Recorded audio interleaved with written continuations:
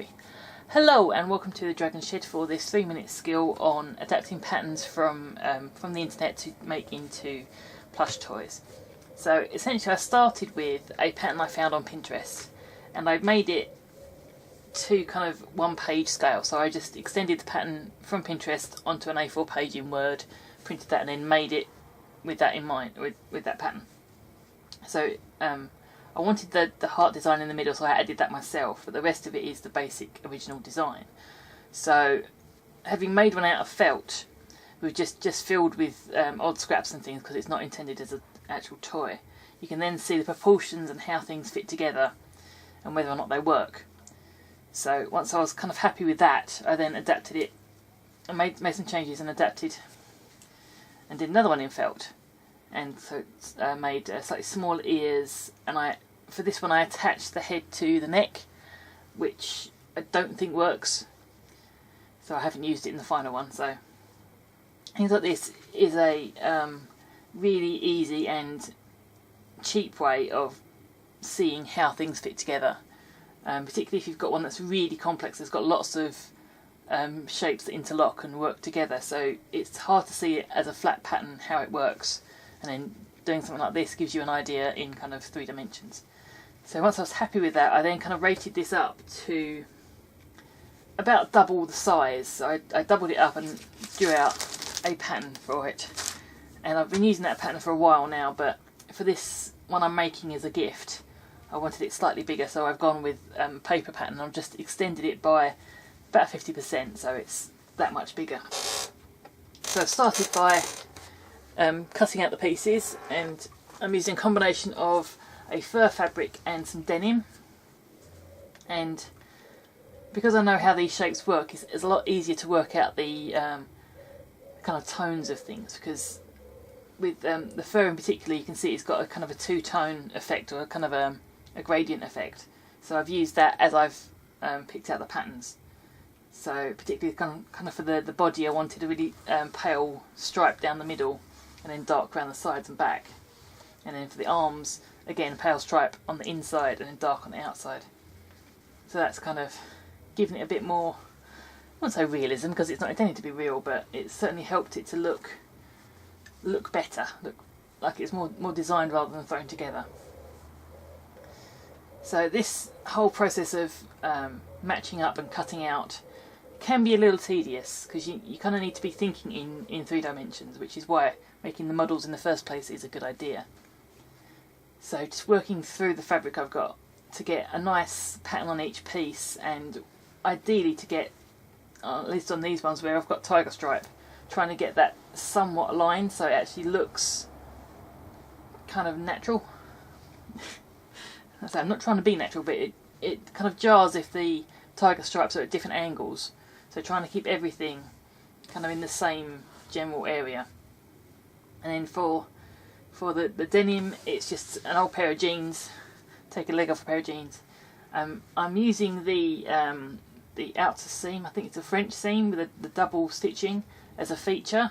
So I've got a stripe going across kind of the top of the muzzle to the nose, and a stripe going down the middle bit of the belly. And you'll see that later on. So once I've got them roughly marked, I'll then go back and actually mark them in closer to. And I'm using biro here. I wouldn't normally use biro for marking fabric, but this is nice thick stuff, so it's not going to show through, not going to bleed through in any way. So that's fine. So I mark them down again and then cut them to within about ½ an inch or so of the lines. It just makes it a bit easier to work these things together. Now obviously for smaller ones I'd sew them by hand, but I don't really want to be sewing this by hand because it's going to a small child, so I don't want the risk of any stitching failing or anything like that, so I prefer to use the machine. So if you're doing it on the machine, you need to think more kind of logically in how you put things together. So with this design, the hand or the inner arm and the palm need to be sewn first before the arm is, and things like that, so it's kind of logical progression. So you do the inner side of the hand and arm, the ears and the muzzle first before you do anything else, and then you can kind of progress through to doing your legs and your feet on the bottom, full arms and the head Head is a little bit difficult because you've got a number of pieces that need to work together in the right angle. So that's just kind of practice. And kind of, I probably should have done this before I started, the embroidery detail along the belly here. I was debating because I didn't actually know what the name of the child was going to be, so I didn't know what I was going to put on. So once I found out what it was, I can embroider that onto the front of this bear. So I'm just using a very basic chain stitch. Now I could do this once it's made and stuffed, but then there's a fairly sizable chance that it's not going to sit neatly, it's not going to sit flat, it's going to be quite kind of rucked up and the stitches won't look right. So I do it once it's flat and then put it all together. Now for the joints, because this is going to a child, I want something quite sturdy. Now in the practice ones I just kind of stitched through, and that's fine for those, but for this I want some kind of strength to it. You can buy bear joints, which are essentially 2 pieces of a hardboard and a clip, which is pretty much the same as a toy eye. The safety eyes you get have got like a little plastic washer affair on the back which locks them into place, and they are a lot cheaper, I must say, than buying bear joints. So I'm using these and some cardboard instead, which is basically the same thing, and it's made them just as sturdy as they would be otherwise. Now you need to make sure that they are sturdy by giving the joints a good tug, and if one falls off before you finish, put it back on again. So yeah, what I decided to do is basically join the whole thing together except for the head, and then sew the body together, which can be difficult because you've got a lot of bulk sitting on the inside to get in the way. So you've got to try and pin everything out of the way so that you can get the seam sewn and then turn it back around, which kind of saves another process because you don't have to try and fiddle your way down to find where you're putting the joints on.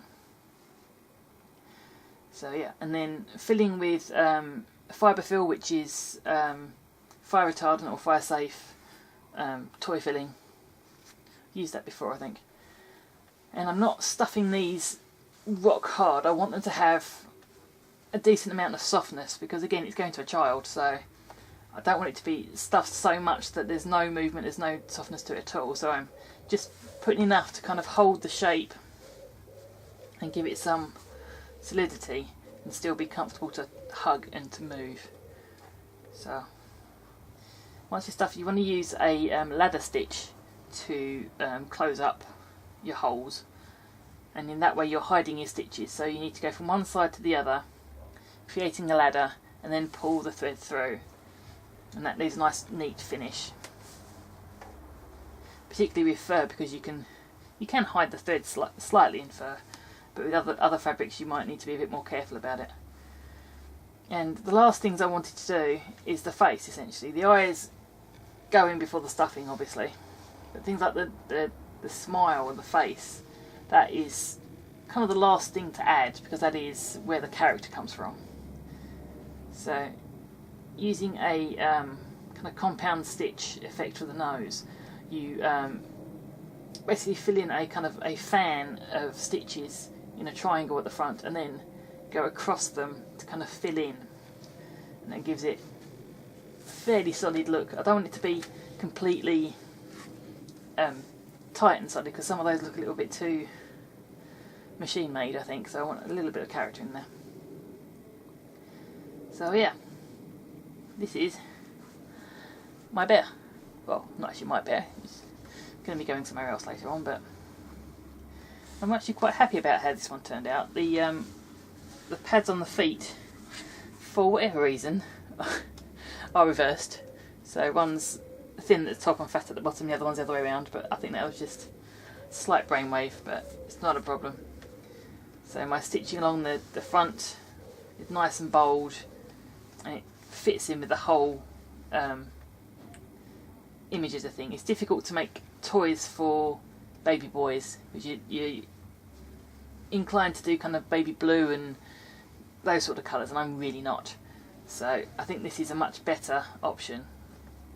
So before I wrap this one up, I'm just going to go over with a lint roller and get rid of any leftover thread or stuffing fibres that's just left anywhere. This is solid enough that it can be washed in the machine if and when it's required, so I'm fine with that. The joints are really good and stable now.